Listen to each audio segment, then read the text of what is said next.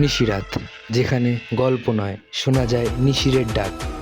যদি আপনারাও নিশিরের ডাক শুনতে চান তাহলে প্রত্যেক সপ্তাহে শনিবার এবং মঙ্গলবার রাত্রে ঠিক 10:30টায় দেখবেন নিশিরাত। নমস্কার। তো আজকে আমরা চলে এসেছি একটা সম্পূর্ণ নতুন ঘটনা নিয়ে।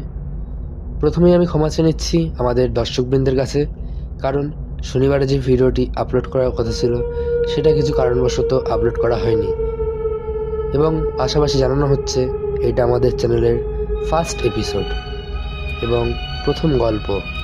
অবশ্য গল্প বলাটা ভুল, কারণ এটা কোনো গল্প নয়, এটা একটা ভৌতিক ঘটনা। তো সবাইকে আবার বলে রাখছি, যদি কেউ নিজেদের জীবনে ঘটে যাওয়া কোনো ঘটনা আমাদের বলতে চান তাহলে আমাদের ডেসক্রিপশন বক্সে দেওয়া ইমেল আইডিতে ইমেল করুন, বা স্ক্রিনে দেওয়া নাম্বারে আপনারা সরাসরি হোয়াটসঅ্যাপ করেও পাঠাতে পারেন। আপনি যদি হোয়াটসঅ্যাপে লিখে পাঠান তাহলে আমরা অবশ্যই চেষ্টা করব সেই লেখাটাকে পাঠ করার জন্য, অথবা যদি আপনারা ভয়েস করে পাঠান তাহলে আমরা চেষ্টা করব সেই ভয়েসটা সরাসরি শোনানোর জন্য। যদি আপনারা ভয়েস পাঠান তাহলে এইটা খেয়াল রাখবেন যেন ভয়েসটি হয় সম্পূর্ণ নয়েস মুক্ত। ঘটনাটি পাঠিয়েছে বনগাঁ থেকে বিজয় প্রামাণিক। তো চলুন আজকের এই ঘটনাটি শুরু করি। শুরু করার আগেই বলে রাখি যে আমার খুবই ঠান্ডা লেগেছে, তাই জন্য আমি ঠিকঠাক কথাও বলতে পারছি না। কিন্তু আগের সপ্তাহে শনিবার যেহেতু কোনো ভিডিও ছাড়া হয়নি, তাই খুবই কষ্টে আজকে এই রেকর্ডিংটা আমি করছি। তাহলে চলুন শুরু করি আজকের এই ঘটনাটি। 2024 সালের শেষে আমার ছোট কাকা মারা যান। বয়সের ব্যবধান বেশি না হয় আমরা ছিলাম দুই বন্ধুর মতন। ছোটবেলা থেকেই তার কিছু শারীরিক সমস্যা ছিল, তাই জন্য তাকে প্রত্যেক বছর ব্যাঙ্গালোরে ডাক্তার দেখাতে যেতে হতো। বিশেষ কারণবশত হসপিটালটির নাম উল্লেখ করছি না। বন্ধুর মতন হওয়ায় আমরা একে অপরকে খুবই ভালোবাসতাম।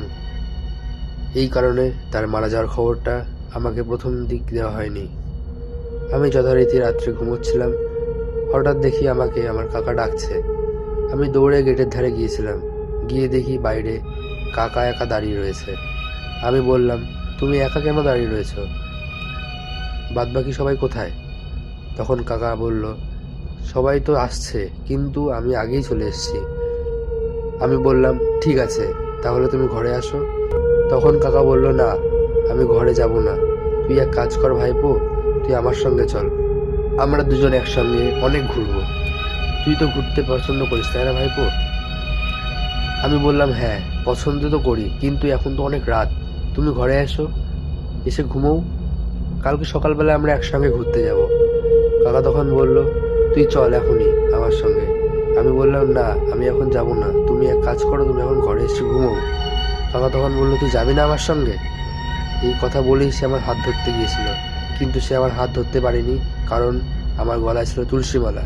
সে আমার হাত ধরার সঙ্গে সঙ্গেই সে কারেন্টের শক খাওয়ার মতন শক খেয়ে ছিটকে পড়ে যায়।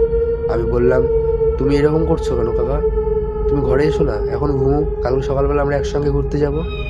তখন কাকা বলে, ঠিক আছে, তুই এখন ঘরে যা, কিন্তু শোন, কালকে আমি আবার আসবো তোকে ডাকতে।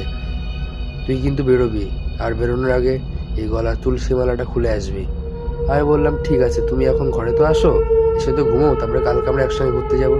তখন কাকা বললো, না আমি ঘরে যাব না, আমার এখন অনেক কাজ রয়েছে, আমি এখন চলে যাচ্ছি। তারপর আমি ঘরে চলে আসলাম। তারপর দিন আমি মাকে সব কিছু খুলে বলি। তখন মা আমাকে বলল আমার কাকার মৃত্যু সংবাদটা। আমি ওই খবর শুনে খুবই ভেঙে পড়ি। তারপরের দিন রাত্রে আবার কাকা আমাকে ডাকতে আসে। তখন আমায় বলছে, ভাইপো, আমি বুঝতে পেরেছি, আমি যদি তোকে নিয়ে যাই তুই আমার মতন দেহহীন হয়ে যাবি এবং তোর মা বাবাও খুব কষ্ট পাবে, তাই জন্য আমি তোকে নিচ্ছি না। তুই থাক, কিন্তু আমি সবসময় তোর সঙ্গে আছি, তোর কোনো ক্ষতি আমি হতে দেব না। এবং তারপরেই আমি অজ্ঞান হয়ে পড়ে যাই। পরের দিন ঘুম থেকে উঠে দেখি আমি আমার বিছানায় শোয়া। কিন্তু আমি তারপর থেকেই লক্ষ্য করি আমাদের বাড়িতে ঘটে যাওয়া অনেক অদ্ভুত ঘটনা। আজকে শরীরটা ভালো ছিল না বলে ভালো কোনো গল্প বলতে পারিনি, ছোট একটি গল্পের মধ্যে দিয়েই কাটিয়ে দিতে হয়েছে। কিন্তু দ্বিতীয় ঘটনাটি রয়েছে বাংলাদেশের একটি ঘটনা এবং খুবই ভয়ানক একটি ঘটনা। তো সবাই প্রস্তুত থাকবেন ওটার জন্য। নিশিরাত, যেখানে গল্প নয় শোনা যায় নিশিরের ডাক।